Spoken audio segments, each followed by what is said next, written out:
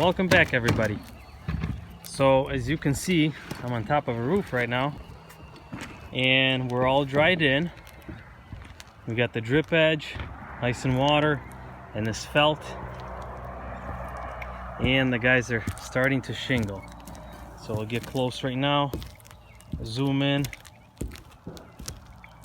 at how everything starts. One of my subscribers reached out to me and wanted a detail on how to shingle a roof so that they can do their own. That's what I'm going to do in detail. So I'll talk about the ice and water and the felt after the fact that they just started, so I wanted to get the details of the shingles right here. So your first row, you can either buy a starter strip instead of that. If you don't want to buy a starter strip, which is about an 8-inch strip of shingle type material that you roll out, it's in a roll. If you don't want to do that, you can use regular shingles. You flip them upside down and you nail it. That acts as your starting strip all the way through. So what they did, they snapped the line actually just to make sure if the drip edge is a little bit crooked, maybe in some spots, the first row is going to be nice and straight. So they measured 12 inches, right? 12 inches is the shingles width. 12 inches. Mark the spot right there, and same thing on the other side, and ran their chalk line right there, if you can see that. That way the first row is going to be nice and straight, and the rest should follow. So that first row is going to be turned around upside down, the first shingle for a starter strip, and then you're going to start. So that one, did you start that first one, the starter? Did you cut it or no? You started with a full one? Nope, I started with a full one on the side and then butt the bottom to it. Okay. Which gives me the step. For the... Yeah, the step. Okay, so we turn. So what we do, you flip over the first shingle on the first row and then on the side too. On the side, this will protect any water from getting underneath the shingle, and if it does, it'll just run underneath on that piece right there that's flipped over and right underneath and run out to the drip edge. So if you lay the second row and the first row on the side of the roof right here, then your first flipped over shingle, you butt up to it, butt up to that. This way you don't have to cut your first shingle, so you can get your step, which the steps are anywhere from 6 to 8 inches.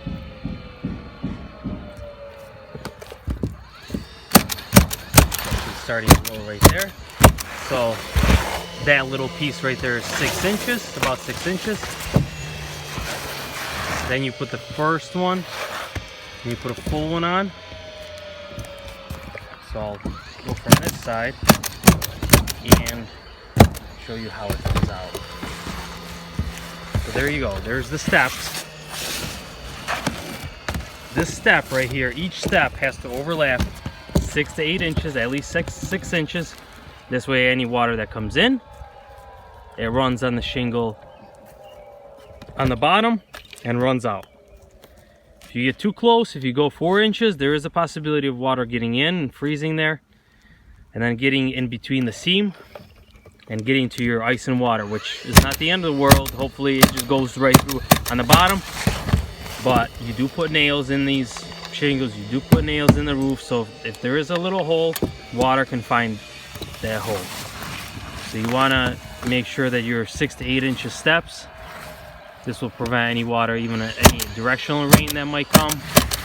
This will prevent it from going. So if you see this step right here, you step, and then that piece of shingle got hung out on the side.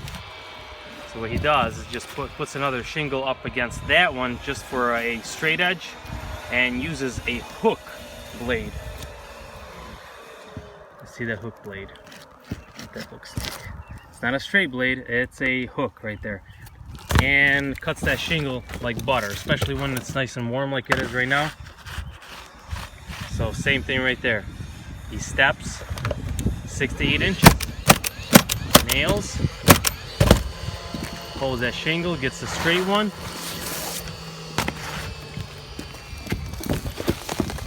flush with the drip edge and with that previous shingle, which those shingles are overstepped about a half inch to 3/4, depends on your comfort level, and uses that other shingle to use as a straight edge and just cuts that piece over, and he ends up using that piece right now after on the next step. And if you can see from far away, we basically have a bunch of steps going from the shortest one and just keeps going down. Now he's gonna move to, once he does a small one right there, we're gonna move to do another row, continue another row right there. One shingle there, and then he keeps going up. Once all these rows, once this whole row is done, a few of them, you'll see from far away, it'll just be a long step going 1, 2, 3, 4, 5, and just keeps going this way. Once he gets to the point where he's comfortable sitting and standing, actually, where he doesn't have to sit like that, he can stand and go up. This method right here, doing it in steps, is a lot faster than doing, say, 4 rows at a time, because you're always moving to the side, and it takes a lot longer than if you were just going kind of up at a diagonal, doing each row in steps.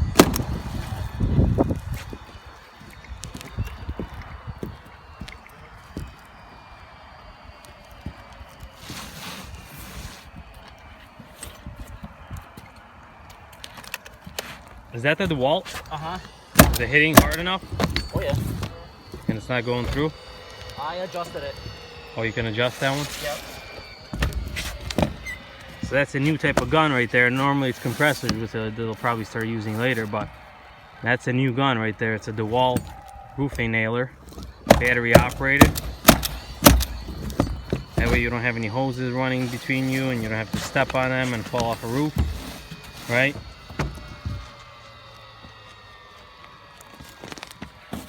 So you saw right now, that first starter shingle went on, flipped over, then the second one, and it just keeps going. One after another. Once he gets about 5 rows, he'll just start going to the side. It's gonna make it nice and fast.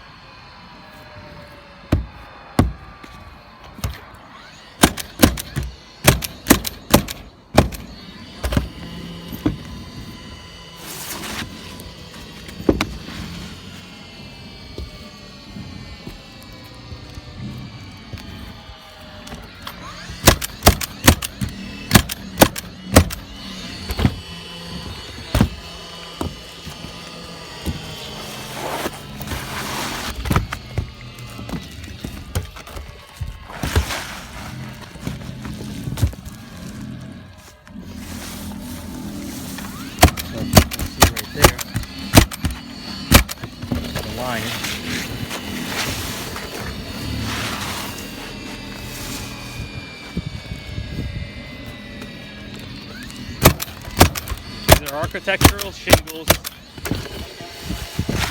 You have a line right there that you line up on. Not this line, but right underneath that step right there.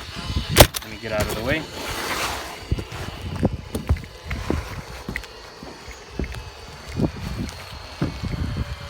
Side here.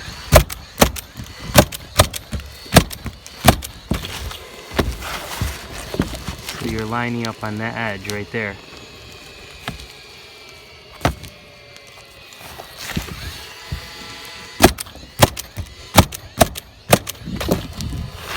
that edge right there?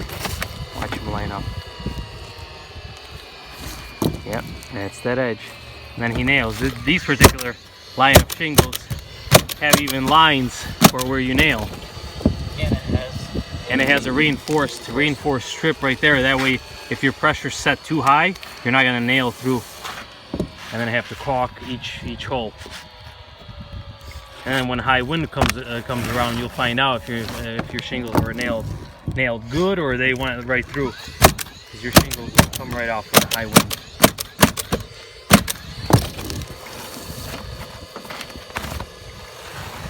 Okay, so we'll move to the front of the roof and I'll explain what happened here and how everything was started.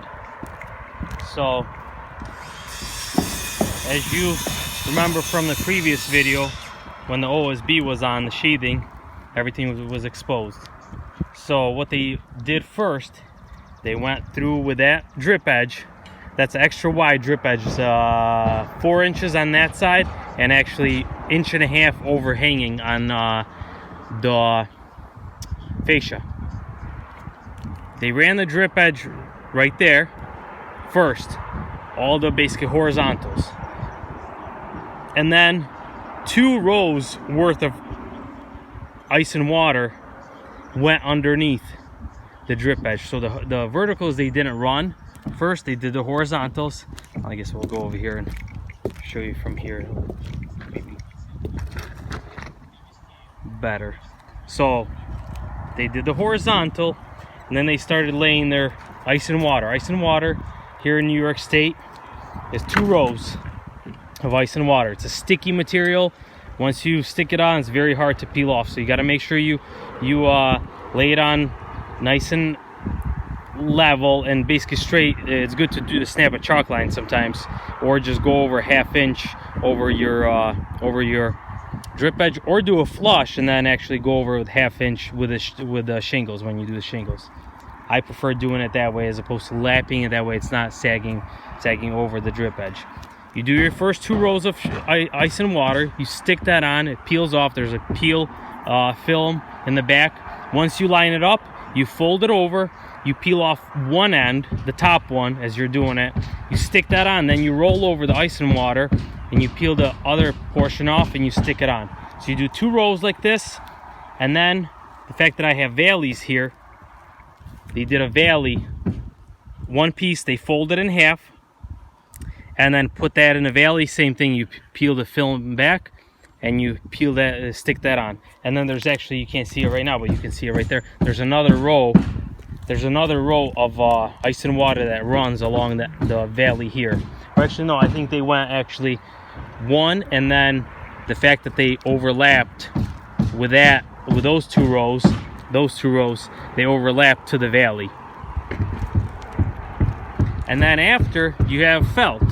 Now this is a synthetic material. This one's from Erie Material Building Products here. This one's called Raptor Guard. Raptor synthetic underlayment. You can use this. This is good. Like, I mean, nothing slips. I stand here, and this is a 9/12 pitch, so I won't slip. The shingles won't slide. Or you can use regular black felt, 15 pound or 30 pound, and that's a cheaper way. This is a little bit more expensive, but it's very nice stuff. It's wider. The other felt is 3 feet wide. This is 4 feet wide, and the fact that it's no slip, this is the way to go. You spend a little bit more money, but you work a lot safer.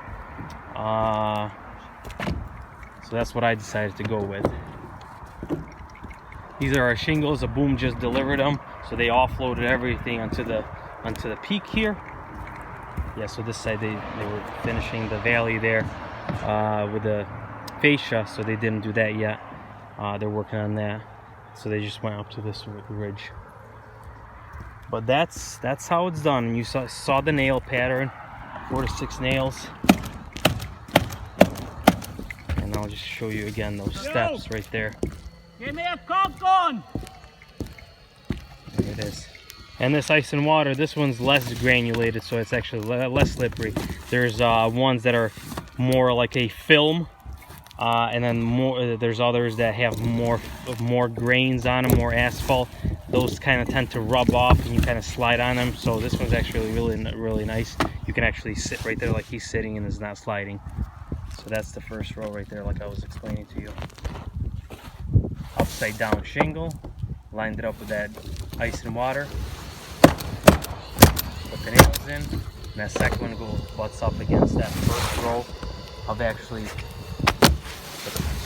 the face up, I guess I would call it, shingle. Lines it up with that one underneath, that way it's flush, and that's there you go. So we're using 1¼ nails. Some people prefer 1½. The fact that this is a new roof, 1¼ will work. I've used it many times.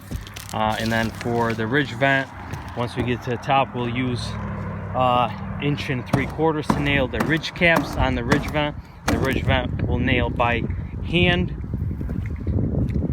with 3-inch nails. That way that ridge vent won't come off in high wind. And I wanted to show you this. This is a boot, a plumbing boot, and I just cut a hole right there because I kind of know where my plumbing is going to be. It's not my first time, so usually your plumber would cut a hole in the roof. Since I know where my plumbing is going to be, this is where it is. So that gets put on top of the shingle. Some parts go underneath, some parts on top, and gets nailed and caulked, and then a pipe comes through for your plumbing venting. So we'll get back to you on the further video with an update. Okay, so you see 2 hours later, about 2.5 maybe hours later, the guys are done on this side here. We got the plumbing boot right there,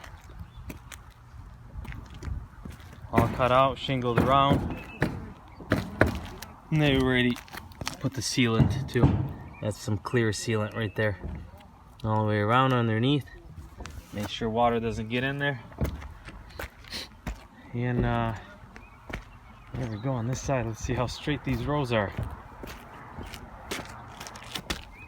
Yeah, they're pretty straight.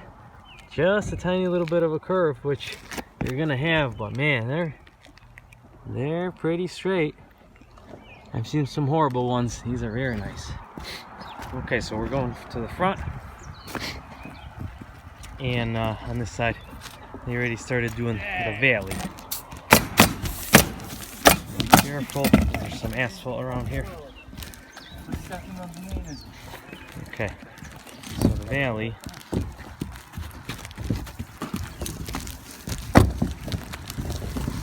So the fact that this portion of the roof is higher, the peak, that will be the portion that gets shingled after, and there's going to be a line there.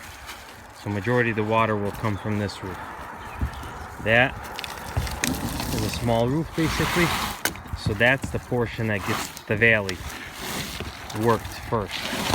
So they start with 1 row, 2 shingles right there just for that first row to go on the bottom underneath, and then they'll start that side right there. When you start it, you can start it with a full one and then cut the cord, 6 or to 8 inches away. But they come halfway right here. They go halfway up on this roof, almost halfway. Bend it and nail it. I'll show you right now.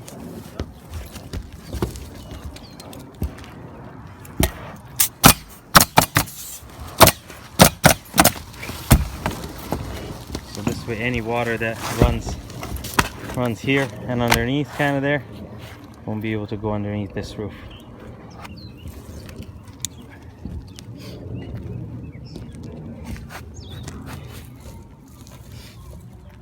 And there's still a piece of drip edge that needs to be nailed up there. So you see how they work the vertical one alongside that drip edge right there, just to keep the edges straight. I'll actually quickly show you the ice and water, the way that's going in.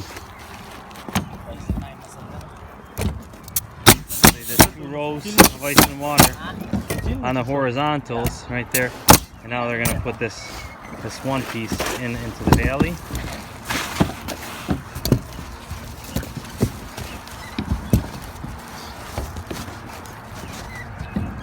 And take it off.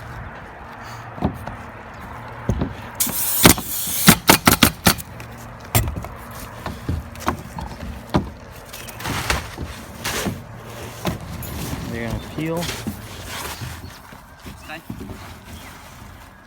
and then stick. Make sure when you're nailing the valley, you don't put your nails in the valley. There you go, I'm just told. Don't nail too close to the valley. Stay, gosh, like 8 to 10 inches away from the valley. Because that's where your ice builds up. And if it works underneath the shingles and you got nails in there, well, you're gonna have trouble. Okay, they're peeling the film right there on that one side. Nice. So it's made out of 2 films for this particular reason. You fold it over where it's a half.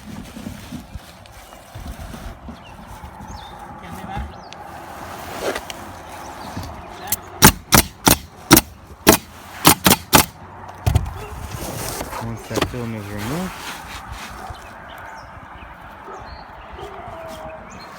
now they'll slide this nice and water down all the way to that corner. We'll trim the corner after. And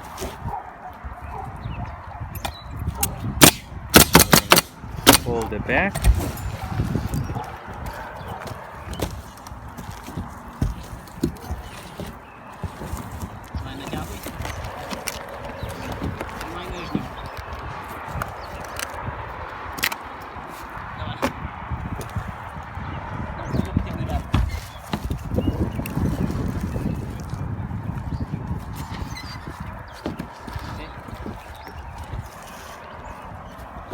There it goes.